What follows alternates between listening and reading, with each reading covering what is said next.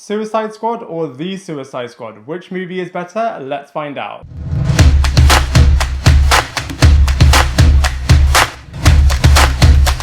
Hello everybody and welcome back to my channel Lifestyle Critic. So the standalone sequel to Suicide Squad, The Suicide Squad, has literally just been released by James Gunn. By the way, you can check out my review for The Suicide Squad by checking out the link in the description box below. And in that video I do some comparisons between both videos, but I thought it's a great idea to do a dedicated video and really go into depth and detail into both titles and really see which one is more superior. Now, I did really enjoy David Ayer's version of Suicide Squad. By the way, you can also check out my review for that movie via the link in the description box below, even though it's really interesting that David Ayer most recently did say that the version that we saw theatrically wasn't really his version or his vision either. A little bit like the Snyder Cut, so he obviously wants us to see his version as well. But anyway, as far as this comparison video goes, there are 5 categories with a total of 5 points available in each category, so a total of 25 points available for both movies. So let's do the comparison and see which one of them is going to come out on top. So the first category is the mission. Now in Suicide Squad, I've said this in quite a lot of my movie reviews, that I think the mission of stopping the Enchantress just was not suitable. She was not the right villain for a band of villains such as the Suicide Squad in terms of stopping Enchantress. I mean, her mind control over Diablo, I thought those scenes were pretty cool, but ultimately and fundamentally I just feel like it was pretty jarring and a little bit anticlimactic from a mission point of view. However, with the Suicide Squad, I just love the brilliant simplicity of this film, along with all of its twists and turns, the shocking reveals, and actually the big bad being Starro, I think was a suitable villain for the Suicide Squad. Yes, there was a bit of a massive alien figure that seemed unstoppable, but it just wasn't anything mystical or unrealistic for this group of characters. So from a mission point of view, I'm going to give Suicide Squad a 1 out of 5 and The Suicide Squad a massive 5 out of 5. Now, I really liked the characters in Suicide Squad. In particular, I actually really like Jared Leto's interpretation of the Joker. I know that's a really controversial opinion, as people really did not like it, but I thought he did a really good job. As always, I think Margot Robbie was brilliant in the role of Harley Quinn, and I also really liked Will Smith as Deadshot. You know, his character definitely could have been a lot better, but I thought he did a decent job in portraying him. And also I really liked the Batman cameo. I thought Diablo and Boomerang were pretty cool. I think Amanda Waller's pretty equivalent in both movies. I feel like she plays and embodies a very similar character. With Rick Flag, I feel like he's so much better in The Suicide Squad, but I think he's alright in Suicide Squad. Now, as far as The Suicide Squad goes, I feel like it's interesting, as the first movie definitely had the more well-known characters.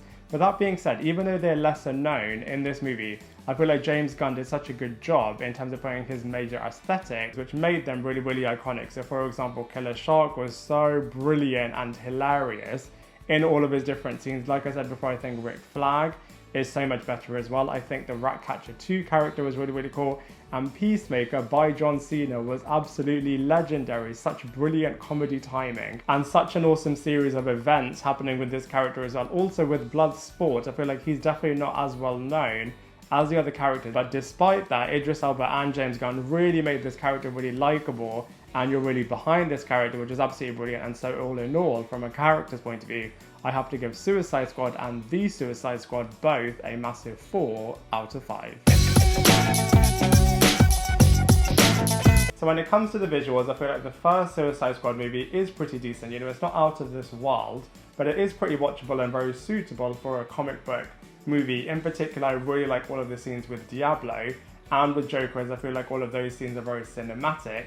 When it comes to the Enchantress, like I said before, she wasn't the best, but from a visuals point of view, I think she is pretty average. Now, when it comes to The Suicide Squad, however, I just definitely feel like they've taken it to a whole brand new level, as it is super explosive, and all of the action sequences across this movie are absolutely fantastic. I did say in my non-spoiler review that there is pretty much an action sequence every 15 minutes, and all of them are really cool. And also you can have a bit of a feel of sense of scale against all of the different humans, and with Starro being this massive unstoppable alien as well. And so from a visuals point of view, I'm going to give Suicide Squad a 3 out of 5. However, The Suicide Squad definitely gets a massive 5 out of 5. So when it comes to shock value, I feel like the first Suicide Squad movie did have a harder job on its hands, as it was while building everything and setting up the premise for what the Suicide Squad are all about, which allowed the sequel movie just to really go there, as everything had kind of been set up in the first movie. But you know, that being said, I feel like Enchantress as a character and all of her powers as well was pretty shocking, and also the reveal that the Joker has killed the Robin character I think was really, really shocking too. However, with the Suicide Squad, God, I feel like in the third act in particular, it literally was shock after shock after shock. You really don't know what on earth is going to happen next. It's truly unexpected. All of the different reveals and all of the jaw-dropping moments and the truth about what's happening with the government as well was really, really shocking. And so all in all, from a shock value point of view, I have to give the first Suicide Squad movie a 2 out of 5. However, the Suicide Squad movie gets a perfect 5 out of 5. So when it comes to the comedy value, I feel like both movies definitely pride themselves on trying to be really, really funny. However, one of the movies I think is so much more superior than the other one. With the first Suicide Squad movie, I definitely feel like Margot Robbie is brilliantly hilarious as the Harley Quinn character. Obviously, she was so iconic, and this was the first time that we saw this character, and this is why she was so beloved, because her performance was really, really great. I feel like Jared Leto is also pretty funny as the Joker character. However, as this character is a bit more of a darker, evil villain, it was definitely the dark, twisted humour that he was bringing to the table. Now, when it comes to Deadshot, whilst I did like how Will Smith was playing this character, some of his line delivery was just so forced and at points really cringy as well, so definitely not that great from a humour point of view. However, with the Suicide Squad movie, I feel like that movie throughout is absolutely hilarious throughout. Obviously, it's not a comedy movie, but that being said, it is still really enjoyable and definitely has you laughing out loud across its runtime. I mean, King Shark as a character is absolutely hilarious. Harley, again, is really, really iconic and really, really funny too. Rick Flag is a very different character to how he was in the first movie, as this time he's so much more lighthearted and actually does get a few laughs as well. John Cena, like I said before, is absolutely brilliant as Peacemaker. His line delivery and his witty humour definitely makes that character absolutely brilliant, which is why he's now getting his own spin-off show, which is going to be really, really cool as well. And also the Suicide Squad in general just has James Gunn's brilliant aesthetic on it, which just makes it absolutely hilarious. And so from the scores point of view, the first Suicide Squad movie gets a 2 out of 5, whereas the Suicide Squad movie gets a 4 out of 5.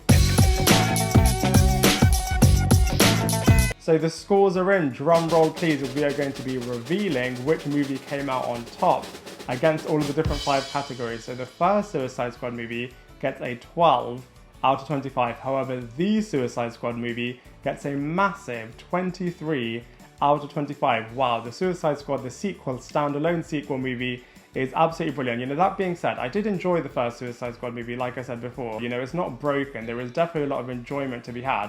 It's just such a shame that Warner Brothers didn't continue going down that road and that they made so many different changes. But you know, you could argue that they made the changes for the better. But you know, that's my interpretation of the 2 of those movies. I'd love to hear from you, so please let me know in the comment section below. Otherwise, I look forward to seeing you in my next video.